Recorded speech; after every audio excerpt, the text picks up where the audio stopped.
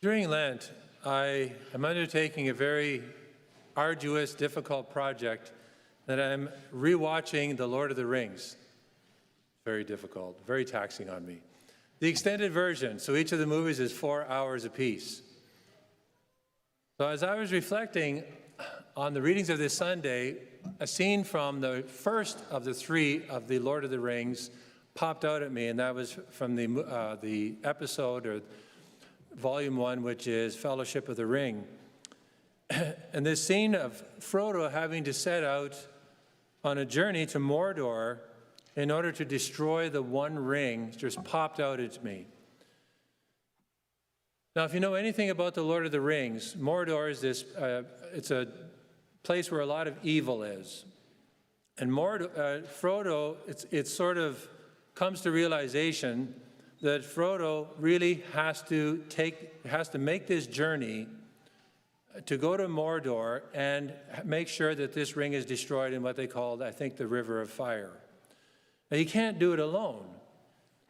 He realizes he's simply not up to the task, and yet he's the one who must do it. He has others to help him, but the one that really stands out is his friend Sam Gamgee. It is Sam who will be on the journey to help Frodo. He will be the partner in the battle. Through struggles and doubts and temptations all through the journey that they have to go on.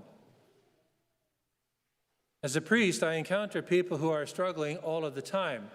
I would say the majority of times it really is in the confessional, which is good because people are opening their hearts to Christ, and I'm the one in this particular case that Christ has chosen to be there for them. Sometimes it's in the office.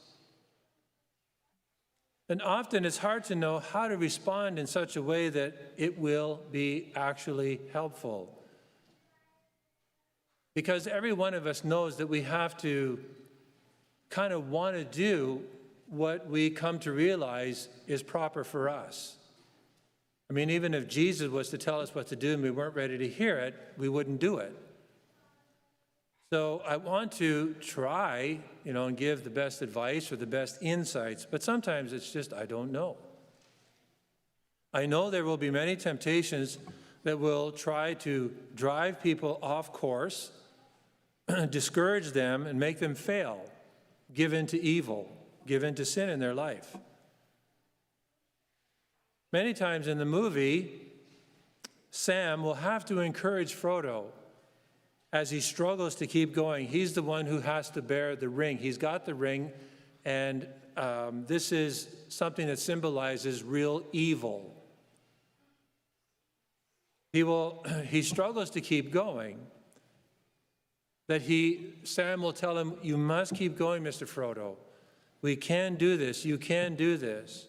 We must complete the journey. We must get to Mordor and destroy the ring. Because only then, everything that we value, everything that's important to us, our families back in the Shire, peace and security, will we be able to really enjoy that, but not now." I'm sure there are people in your life who are struggling to keep going, and that there are many times when you feel overwhelmed and feel at a loss regarding to how to respond to them. So often we want that, to use a metaphor, we want that silver bullet or that magic bullet or just the right answer. And, sometimes it actually may come out of our mouth and we're surprised, or we're hopefully very grateful. But many times we're just overwhelmed. We don't know what to say. These struggles can range from a teenager struggling with the whole transgender issue or just being accepted by their peers, which is a huge struggle that many teenagers have. And as older ones, sometimes you feel yourself like, what's the problem? Just get a life. If that's our sentiment, you get a life. We need to get a life because we need to remember when we were teenagers. And this is absolutely huge. It could be somebody struggling with their faith or really struggling in their marriage, a friendship that seems to be breaking apart, or a bully at the office, or just a strained relationship at the office. The list goes on and on and on. There are many times when we either don't know how to keep going, or we don't know how to deal with the struggles that we have. We're almost kind of paralyzed. But what we do know deep down inside, and I've heard confessions long enough to know this, because I've been, it is a privilege to be a human instrument where people are talking to Christ, and yet I'm the one who's there distributing, ultimately, hopefully, absolution and encouraging them. So I know that deep down inside, we sense or we know that if we do nothing about these things, they won't go away. They will get worse. They will compound. And as a result, teens' confidence that they feel they're of little worth, that individual may continue spiraling downwards. Or the marriage continues to deteriorate. Our faith feels like it's dissolving. Because unlike a car which is breaking down, we take it to the mechanic, right? Because we got to drive it that day or the next day. Well, the next day or a couple of days. We got to have our car. But we don't often do the same thing when it comes to faith or even a troubled marriage situation. Or we don't feel we can talk to somebody when we're not being accepted by friends. And so our whole concept of worth, self-worth, is brought into question. These struggles require attention. They demand to be dealt with, or they will deal with us. These are the realities that we deal with on the journey that is our life, the struggles, the battle many times that we enter into, or simply are forced into by the fact that we're alive and we can't live in a cave. We actually have to interact with people in the world. Many people, of course, perhaps escaped into a virtual world, but hopefully, there's some part of us, all of us, that we understand the need to really interact in the real world. Whatever it is that is in your life, remember Frodo had to fight for what he valued. He had to risk himself for what was really important to him. And he knew it would cost him. He didn't know the full cost, but he knew it would cost him. As it will cost you and me to deal with our challenges. And usually the more important it is, the more it will cost us. The more something we love or the more we're passionate about it, the more it will cost us. It just seems to be a law of life. Jesus knows that struggling with this cost factor is something that we can very easily be discouraged by. We can actually put it off. We can bury our head in the sand. We can just deny it's there. Or we can try to fill our life with all sorts of things that will distract us from it. Well, this is why Jesus does, it's why he did what he does in today's gospel. Jesus knows all too well that the distractions, the self-doubts, the temptations of the world, the flesh, the evil one, that all of us are subject to, can and will bog us down and convince us that we should just give up. It's just not worth it anymore. It's like, it's just not worth it. I'm just tired. Not only will we be unhappy if we succumb to this, we will have no peace. And we all long for peace in our life. But depending on what it is, we could actually miss seeing Jesus when we leave this world. That's usually when we actually succumb to or give into or never try to change a situation that would be mortally sinful. Jesus, because of his love for the apostles, takes Peter, James, and John up the mountain and becomes for them, even though they do not realize it at the time, he becomes for them a Sam Gamgee. And as I was watching these movies, the figure of Sam Gamgee just sort of leapt out at me more. This is about the third time I've seen it. But he just sort of leapt out at me more and more. Maybe that was just God's way of saying, I want you to connect this with this. But Jesus becomes for them a kind of Sam Gamgee. Jesus was a Sam for Peter, James, and John. He is the model of encouragement. He takes them up the mountain and gives them the encouragement of the glory of the transfiguration, because he knows they will have difficult journeys ahead. In fact, in several weeks into the future, they're going to see him captured, tortured beyond belief, and crucified and die. They will have a crisis of faith. They will all abandon him before that. They will have shame that's beyond belief and guilt that they all denied him. They will have to deal with this, or they could give in like Judas did, right? So sometimes that's the option we all know is before us. But I think we want the other option. We don't want the Judas option. We know what a powerful impact it was for them to hear what they heard, to see what they saw, to hear what they heard, to hear the Father's voice. The Father speaks very rarely from Genesis to Revelation. These three were graced and gifted with this. We know what a powerful impact this had on Peter, undoubtedly James and John and the others they could tell after our Lord's resurrection. Because he writes about this, Peter writes about this years later, perhaps even decades later, in his second letter, chapter 1, verse 18. He says, "We ourselves heard the voice from heaven while we were with him on the holy mountain." How that would have encouraged him, how it would have strengthened him, how it would have helped him so often, like even dealing with the shame and the guilt that he had for denying Jesus, how he felt so rotten after that. And we can all fill in our blanks. But the Father said, "This is my Son, listen to him." So it's not just listen to him, like do what he tells you, but listen to the whole message. He's here to forgive you, right? And all of that. Jesus is a Sam to us, the model of all encouragement. It does not end there, though, with the Mount of Transfiguration. And this is so important for all of us to hear and to kind of interiorize in our own life, our own journey, our own battle.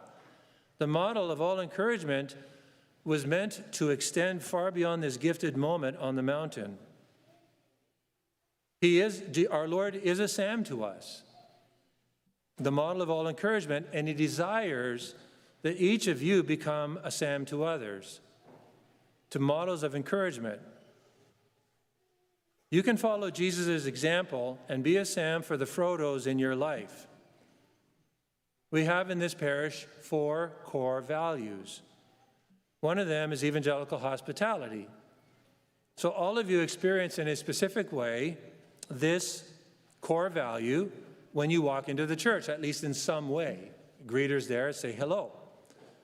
And even more, if you go to the aftermath socials, you experience it in another way, in a sort of more personal, extended kind of way, depending on the conversations you may get into. Yet this evangelical hospitality, if it is really going to have an impact beyond what you receive here in church, which is really important, then here in your heart, Jesus is calling you to give evangelical hospitality, not just to receive it, but to give it to others. Because what they received on that mountain was not meant just for them. He said, wait until I've risen from the dead, then tell everybody about it. And he did. He writes it in an epistle, a letter. He tells all the apostles. They would have told everybody about this because it was meant for everybody. Now it's meant for you and it's meant for me. Give evangelical hospitality to others, especially that someone you know to be a Frodo, somebody who's really in need of encouragement, someone to build up, to help them keep going on the journey of their life. And we never know because we come here to church, and for the most part, we are projecting an acceptable self. I mean, otherwise, what are we going to do? Are we going to walk around with our heart on our sleeve? Are we going to, be crying all the time? Or are we going to tell everybody our problems all the time? It's like people say, whoa, give me a cave. I need to go and hide. It'd be too much, right? It's too much information. So we just instinctively kind of project an acceptable self, which is what we need to do for initial human interaction. But what I'm getting at is we all carry this inside, in our own way, different amounts, and so on and so on. So all of us in some ways need encouragement. Many times I get it from my confessor. And it doesn't need to be this long dissertation. It can just be, BJ, keep trying. For me, that's like a shot of adrenaline. because that's my personality. Just, you got to keep trying. You can't give up. Okay, basketball days, you can't give up. The game's not over yet. All right, so it sort of creates a chain reaction in my life. For others, it may be the time that we actually spend with them just listening. That can be a source of real strength for a lot of people. They don't expect answers. They just appreciate the fact that somebody actually gave them their time. And somehow, even talking about things is powerful. Jesus knows that in our real lives, we, like Frodo, face many temptations to quit, to give up, to become discouraged, to stop following Jesus. And so we need to first look to Jesus and let him encourage you, to ask Jesus to encourage you, just to encourage you in your day when you get out of bed and you say, "Lo, the morning already sucks." It's like, no, I'd rather get back into bed. Not, because I don't want to face this day. I tend not to be that kind of person, but still there are times when because sometimes I have sleep challenges. So it's like, okay, Jesus, just tell me to keep going, keep going, keep going, keep going, keep going, keep going. I got to tell that to myself many times during the day. Got to keep going. There are times when I have to rest. I'm not saying like I just work myself to a frazzle, but I have to kind of tell myself, don't give up yet. Got to keep going. So that fits our personalities in different ways. We all need to kind of hear that as it will work for us in our individual lives. Let Jesus encourage you. Just encourage your life to keep going, to work on your marriage, not to give up, to remind you, the teenager, that you are worth everything to God. You can keep going. Remember, John was what we would call a teenager when he was called by Jesus. And his source of strength, this man had a pure heart, but still his source of strength, his identity came from Jesus' love for him. Think of it, we wouldn't call him a teenager. That term really didn't happen until maybe 150, 200 years ago. But John was a young man, probably 16 or 17 when Jesus called him. And his source of identity came from Jesus. He knew he was loved by Jesus. This was an enormous amount of strength for him. This was the source of his identity. And God, I wish, our teenagers that's where your source of strength would come from. Yes, you need affirmation and, acceptance from your peers, absolutely, but not primarily, I hope. I'm only saying this by way of a prayer, that you would find that in Jesus, because he will never let you down. Never let you down. Jesus also calls all of us, you and me, to be like a Sam Gamgee to others. And it is good to ask yourself, who are the Sam Gamgees in my life? Who's encouraging me, like my confessor? Who will not let you give up, or at least when you fall down flat in your face will not say, "You're an idiot," even though we may think that. But we don't say it. We say, "Get back up. Start again." This is one of the great things about the saints. St. Josemaria said, you fall, get back up, learn from it. Don't think too much about it, but learn from it onwards, forwards. Keep going. The saints know. The saints, the ones we call the saints now, they know. They're very compassionate about human weakness because they know. And we need to be that way with others. What great good can come by just encouraging others to get up and start again. Try again. You can try today. And who can you be a Sam Gamgee to? Who is the Frodo close to you that needs encouragement? You can help that person because Jesus helps you. Imagine seeing your mind's eye in your heart what it would be like if each of us here had someone like a Sam in our life. Perhaps you have that person. Be very grateful. Not everybody does. But we can try and be a little more intentional about it. That person who encourages you when you are struggling just to get through the day. Even this morning, perhaps. Takeaway. What would it be like if we had a community where we were all trying to be Sams for one another? People would want to come here because it was like everybody was on supercharged positivity. And it's not like we don't know each other, some people's failings. That's not the point. It's, do we come into a place that is truly one of encouragement? Whether it is when you leave the church today in the vestibule or on your way home, or when you are at the mass social, or when you're at home or work tomorrow, note that person for whom you can be a Sam Gamgee to. Who is the Frodo in your life? Your wife? Your husband? Your son? Your daughter? Your colleague at work? Who is that person who needs encouragement? And ask Jesus to help you help them. He wants to so much. Help us help one another.